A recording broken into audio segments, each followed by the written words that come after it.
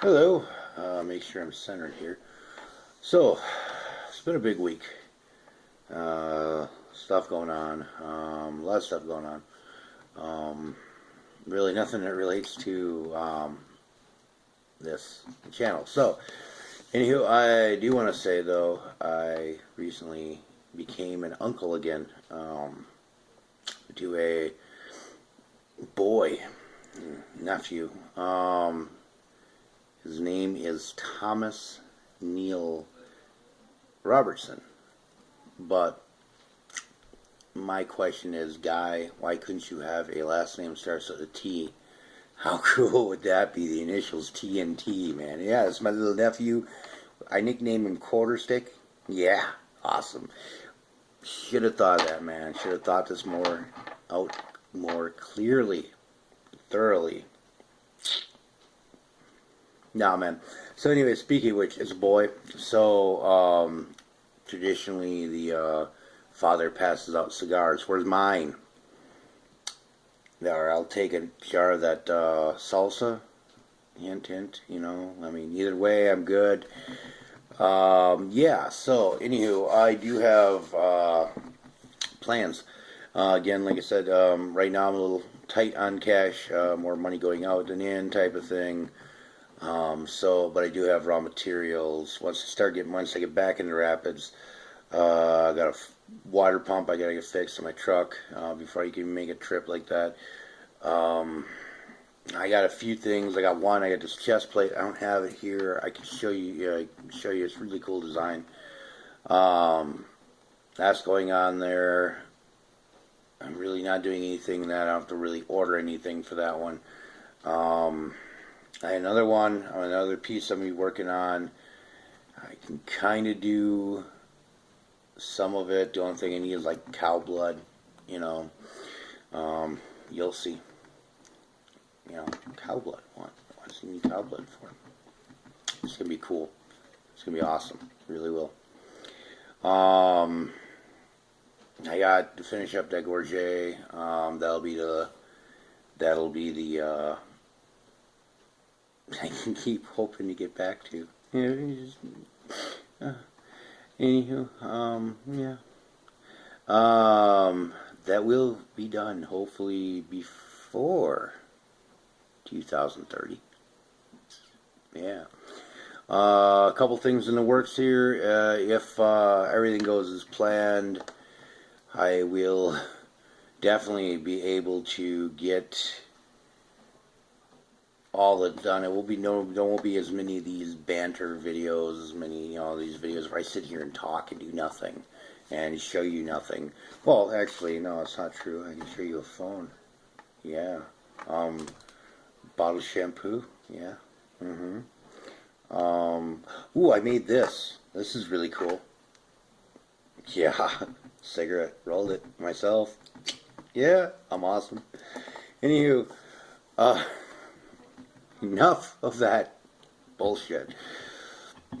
Anywho, no, if everything goes as planned, things turn out the way I'm hoping, I'll be able to start getting more materials. And I mean, I got ideas. Okay, I got ideas. I got the shoulder piece I want to do. It's really cool. That's going to be like patinas, and I mean really awesome ones too. I found a great company. Can't think of their name right now, but they have an awesome line for galvanized, mild, stainless. I think they do ones for brass. They do them for all metals. They used to have videos on their website, or I found them on YouTube or something like that, but the same product. And one of the guys is doing mixing these patinas really awesomely. And then I got to play around with these. Okay, so I got to get scraps of metal, play around with them, because, for example, they got one like a Inferno, they call it, or what do you call it? I don't know, something to do with like fire type stuff. And then they got another one called Blue Halo. Well, one patina reacts differently on top of another, so the Blue Halo would react differently on top of the Inferno then the Inferno would react on top of the blue halo. But so yeah, I'm gonna play around with that type of stuff. There's companies that offer metal dyes. It's awesome. Metal stains, like wood stains. You know, so you take pine and you want to make it look cherry, like a cherry wood. You know, that type of same premise. Aging metal stuff. I'm really excited about this stuff. Like I said, if it goes well, and what I hope happens, I will be able to get a lot of raw material to work with, and I will be able to video after video after video, just project after project after project. It's going to be sweet. Or it won't be if it doesn't happen. Either way, I have fun. I like what I do. Yeah, let's see what else is new. Really not a whole lot. Really, as far as advice, I've posted this up on my Facebook page. I posted up a video on my Facebook page about pricing, how to figure out your value. So basically, what the guy says, you can look for, if you look through my Lone Wolf Biker page, Lone Wolf Biker Gear Facebook page, you can find the video. Basically, all it's saying is like, you take your time, what you value yourself at. Say you value yourself at $500. See, I would value myself out at like a day. So you value yourself at $500 a day, and say you do, I don't know, say you do these wine things that go on a wine bottle. I've seen them before. It's like this plank of wood. It goes on a wine bottle. It's got the wine bottle goes up through the middle of it on each side, and you can fit a stem wine glass. So say you do, you take how many you do those a day. So say $500 value, and you do 10 a day. Well, that's $50 a piece, and in that 50, and then you add in your price of materials. However you figure out your price of materials, however you price your materials, that's whatever. Me, I would set myself at probably like 25 cents a day. Yeah, I don't know. I joke around. I like my work. I don't know if I've ever gotten compliments on my work. Last video I said I do crap work, but I actually do pretty decent work. I'd have to figure out what my value would be. Then you figure in your cost of materials and stuff like that. Now, the thing is, what you should do anytime you do a custom order is 50% upfront, non-refundable. That way they're locked in, one way or the other. You gotta buy, if you don't do that, you get somebody come up to you like, I want this done. All right, cool. It'll cost $30. Okay, cool. Well, I'll come back for it. Just do it, and when it's done, let me know. I'll come back for it. You get it done. You've spent say maybe $7 of material. You spent a couple hours doing it, whatever. However you value your time and whatever. And then you call them up. Oh, I changed my mind. Well, now 50% up front. It's $30, $15 up front. Now you can spend $7 on your material, make your profit. And if they change their mind, well, that's not your problem. And most people won't change their mind. They're locked in. Now they're locked in. You call them up. All right, cool. They'll come up with the other $15. And they will... What the heck's going on? Just flashing. Hold on 1 second. Okay. Light was flickering on the back of what was going on. So now more than likely they'll come up with the other $15, come up and pay you, and everything's all said and done. Be firm about it. Don't be like, well, okay, I guess, $15, let me know, and, don't work on the thing until you get the cash in hand. For instance, I had somebody, and don't be afraid to have people think that you're overpricing. I'll give you, for instance, somebody wanted a couple of chainmail dog chokers made up, choker chains. One at one length, one at another. They said, well, what would you charge for it? I said, okay, let me, you want this? This is the style you want, okay? You realize that's the tougher style. It's going to cost, some money for that because of wear and tear on my hands. These are my bread and butter when it comes to this stuff. Not this. This is my bread and butter any other day of the week. This is my bread and butter at work. You think I do work? I stand around and look pretty all day. That's what I do. Anywho, so gave them the price. They thought, wow, that's way too much. I was only expecting to pay a couple bucks a piece for them. The money they expected to pay per piece didn't even cover the cost of my materials. You know what? That's fine. They changed their mind. Thankfully, I didn't order it. And just, all right, it's cool, fine, no big deal.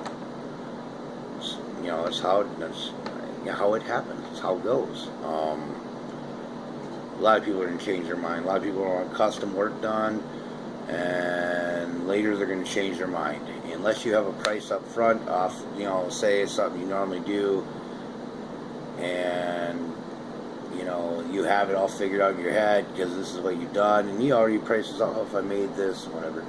Unless you have it, the big thing is that's what it is when you come back with a price later, it's really actually your fault you've lost the sale because you did not have the figure ahead of time.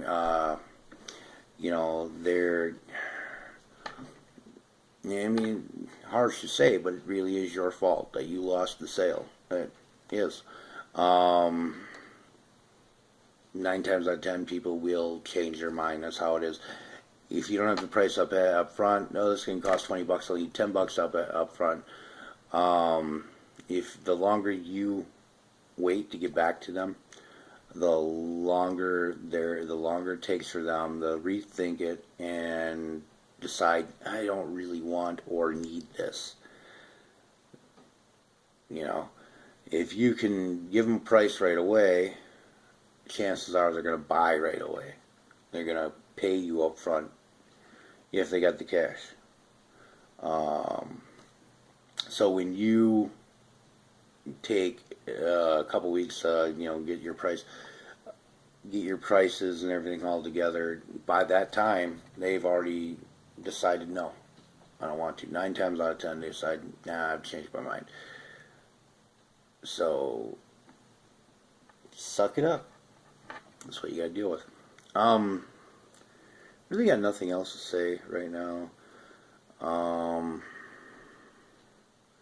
Can't really post. I'm going to try to get a picture of that chest plate, kind of the plate I got. I'm going to kind of curve it a bit. Right now it's a flat plate. I got holes drilled out as far as I got. I'm going to rivet it on there. I need washers to go on the back for those rivets because these are different rivets. These are dome top rivet. Same principle as that rivet for the gorget with the nail, with the roofing nail. You mushroom it out. Only what you do is see with that roofing nail. So say this is a nail with the head. We'll do that. Your nail. So what you do is you push this through. This is sitting back behind the leather, and this is over your, this is your metal plate, your metal piece you're working on is here. So you mushroom this down, and it stays, mushrooms over the hole, and you can't come out. Well, this dome top rivet is different. Instead of putting a head behind the leather, now you take that dome top, and you put it on the piece. This metal plate, for example, and there's a special tool that dome top goes in, so you don't flatten that dome top out. And you put that tool inside an anvil. I forget what they call that. It's a square. If you ever seen an anvil, it's a square hole in there. You can simulate the same thing on square piece of pipe and put it in there. I've seen different variations, but so. You put that dome top in there, and now you mushroom that the shaft of that rivet onto the leather. Well, that has a tendency you could pull through the leather. So what you do is you do a washer, and you know, like a washer. I can make my own. Probably won't, or I'll probably buy some because you know I don't really have thin enough metal to make a washer out of. Buy some or see if a friend of mine's got them or whatever.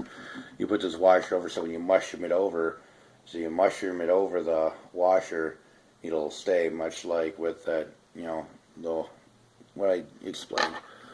So there's that. Like I said, really not gonna do anything besides curve that a bit because, like I said, it's flat. So I'm gonna curve it a bit. We'll throw over the chest, and then probably start on that arm piece I'm going to work on. Like I said, all I need for that is cow's blood. I got the other stuff I'm going to need for that already. It's going to have some spikes in it and stuff. It's going to be kind of cool. So yeah, really, those are really what I'm looking at doing next. Probably get out to the gun range too, do another video of exploding targets. It'll be awesome. Yeah, I'm gonna simulate death. Some exploding targets. Not the typical exploding targets, but things that are gonna explode when a bullet hits them. It's gonna be awesome. So look forward for that. Look for that video coming up soon as well. Hopefully, I can do a double video weekend when I get out to Rapids again. Progress and blowing up things with a gun. It'd be awesome. So yeah, that's all for now. You guys have a good day. Yeah, talk to you later. Bye.